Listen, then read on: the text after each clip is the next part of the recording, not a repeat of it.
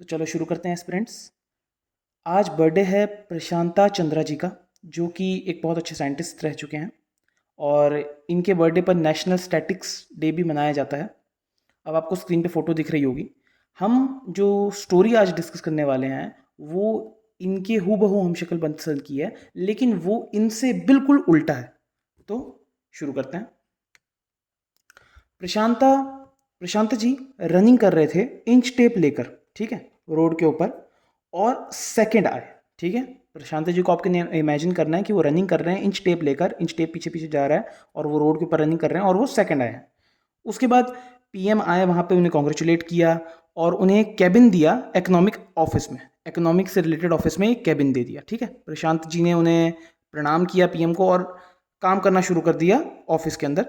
लेकिन ऑफिस के अंदर जाते ही वो हर जगह यूरिया फेंकने लगे अपने ऑफिस में, जो कि उन्होंने 59 रुपीज़ में लिया था, दो दो पैकेट्स। ठीक है, मैं जानता हूँ स्टोरी बकवास लगेगी लेकिन बहुत इंपॉर्टेंट है, दोनों ही है।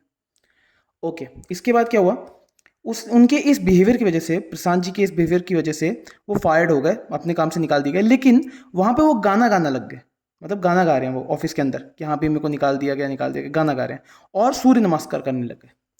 ठीक है, इसके बाद उनके इस बिहेवियर की वजह से वो उन्हें बाहर फिकवा दिया गया कि इनको बाहर फिकवाया।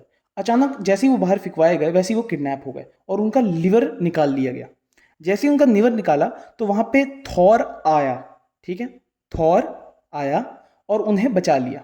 आपको ये चीज़ इमेजिन करनी है सारी की सारी स्टोरी में। और प्रशांत जी ने उस थॉर को, क्योंकि वो है ही थोड़े से अजीब सा है, ये वाला प्रशांत बिल्कुल अजीब सा है, उसने थॉर को 94 रुपीज़ दिए कि थैंक यू मुझे बचाने के लिए। लेकिन जो लिवर निकाला हुआ था वो जाके डोनेट करके आ गया और डिस्ट्रॉय कर दिया अपनी हेल्थ को भी और अपने फैमिली वेलफेयर को भी। ठीक है, ये स्टोरी आपको इमेजिन करनी है, एक और बार सुन लीजिए दोबारा। अब आते हैं हम मेन पॉइंट्स के ऊपर।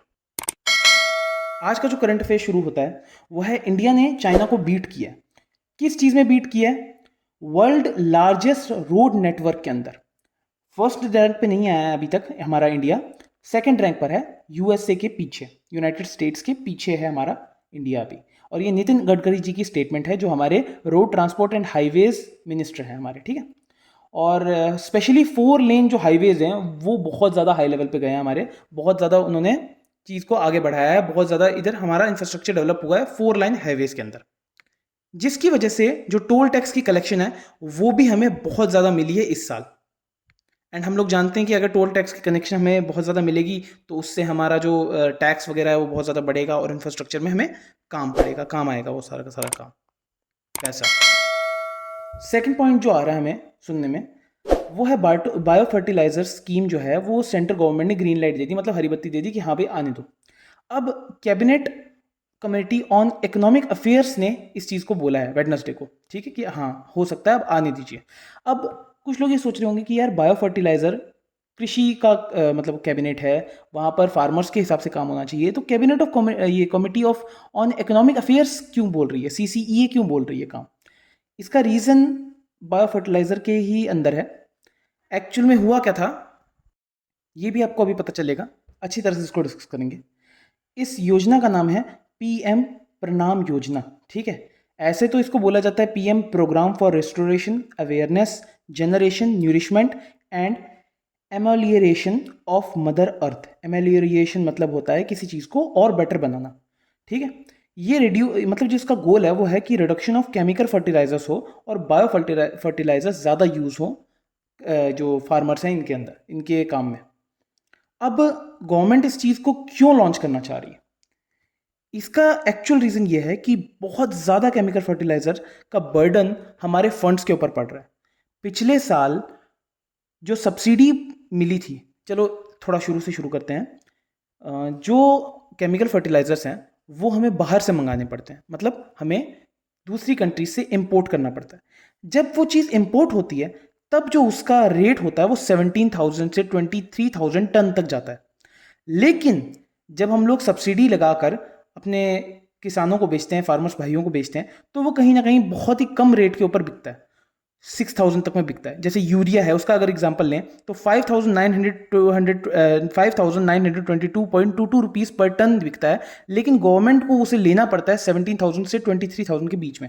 अब जो इतना बड़ा बीच में मिनिमम 15,000 का जो बीच में गैप पड़ रहा है, वो बर्डन पड़ रहा है गवर्नमेंट के ऊपर। इनफैक्ट बर्डन इतना ज़्यादा है कि 2021 में 1.62 लाख करोड़ का सब्सिडी ही लगी, सिर्फ और सिर्फ 1.62 लाख करोड़ की सिर्फ सब्सिडी लगी। और 2022 से 23 में वो सब्सिडी 2.25 लाख करोड़ की बन गई, इतना ज़्यादा। ठीक है, इसलिए ये cabinet committee on economic affairs देख रहा है कि हाँ ठीक है, पीएम जो प्रणाम योजना है इनको आने दो, इससे हमारा जो बर्डन है कम पड़ जाएगा, एक बैलेंस बन जाएगा। ठीक है, अब जो इसका प्रणाम योजना है, ये पूरी तरह से इसका जो फुल फॉर्म है वो एक्चुअल फुल फॉर्म ये है, promotion of alternative nutrients for agriculture management योजना। ये आपको समझ में आएगा, प्रमोशन ऑफ अल्टरनेटिव न्यूट्रिएंट्स, अलग अलग न्यूट्रिएंट्स का प्रमोशन करना। तो इसमें एक और इम्पॉर्टेंट पॉइंट भी है, वो पॉइंट है ये जो ऑर्गेनिजम्स हैं, बायो फर्टिलाइजर्स हैं, ये 3 बहुत इंपॉर्टेंट बायो फर्टिलाइजर्स हैं, बैक्टीरिया, फंगी और blue green algae.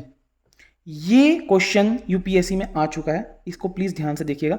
Blue green algae पूछा गया था कि ये एक्चुअल में क्या है, न्यूट्रिएंट है, ये है, वो वगैरह वगैरह। तो ये बायो फर्टिलाइजर्स है, ये बच्चों को नहीं पता था, ये इंपॉर्टेंट एक पॉइंट है।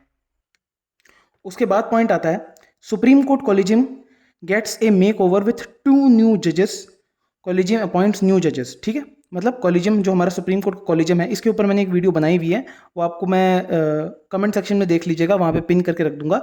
वो कॉलेजियम सिस्टम के ऊपर एक बढ़िया वीडियो है, 2-3 मिनट की वीडियो है, ज़्यादा नहीं बड़ी। वो एग्जाम पॉइंट ऑफ व्यू से ये आपके लिए बनाई गई है कि कॉलेजियम सिस्टम क्या होता है, सुप्रीम कोर्ट का क्या एवोल्यूशन क्या है, प्रोसेस क्या है, एंड इंपॉर्टेंट आर्टिकल क्या है उसके अंदर। ठीक है, जो दो न्यू जजेस हैं वो कौन कौन हैं, वो हैं श्री BR गवाई जी एंड श्री सूर्यकांत जी। ठीक है, अब चलते हैं अगले पॉइंट के ऊपर। अगला पॉइंट थोड़ा सा चिंताजनक है। नोटो ने वार्न किया है कि ऑनलाइन प्रमोशन हो रही है ऑर्गन ट्रेड की, मतलब हमारा जो लिवर, हार्ट, किडनी, ये सब है, ये इसकी ट्रेडिंग हो रही है, मतलब इसका बिजनेस चालू हो गया। नोटो कौन है? नोटो का फुल फॉर्म है the National Organ and Tissue Transplant Organisation, the National Organ and Tissue Transplant Organisation. ये एक ऑर्गेनाइजेशन है जो देखती है कि हाँ भाई कहीं पर कोई प्रॉब्लम ना हो रही हो, कोई ट्रेड वगैरह ना हो रहा हो, डोनेशंस हो रहे हो लेकिन ट्रेड ना हो रहा हो। मतलब अगर कोई बंदा है जिसकी फैमिली ने एक बंदे की डेथ बॉडी को डोनेट कर दिया कि ठीक है आप इसमें से हार्ट निकाल दो, किडनी निकाल दो, वगैरह वगैरह, जितनी भी इंपॉर्टेंट ऑर्गन्स है वो सारे के सारे निकाल कर किसी ऐसे बंदे को दे दो जिसको इसकी नीड हो, तो वो अलाउ है, डोनेशन अलाउ है, लेकिन ट्रेडिंग अलाउ नहीं है। मतलब कोई बंदा अपना किडनी बेचकर आईफोन ले ले तो वो चीज़ सही नहीं है। आप अपने बेस्ट फ्रेंड का किडनी बेच के आईफोन ले लो, वो चीज़ सही नहीं आती। ठीक है, इसके लिए जो एक्ट बना है वो एक्ट है the transplantation of human organ and tissue act 1994। और एक और एक्ट बना है जिसे थोआ एक्ट बोलते हैं। थोआ समझ में आ रहा है ना, थॉर आया, थोआ act, the transplantation of human organ act, ये भी 1994 के अंदर बना है। और ये जो नोटो है ये है under ministry of health and family affairs. मैंने बताया था ना, जो प्रशांत जी हैं उन्होंने क्या किया, डिस्ट्रॉय की किसे, हेल्थ को और फैमिली वेलफेयर को। तो ये है हेल्थ एंड फैमिली वेलफेयर की मिनिस्ट्री के अंडर। आज के लिए इतना ही, मिलते हैं अगली वीडियो पे। जय हिंद दोस्तों।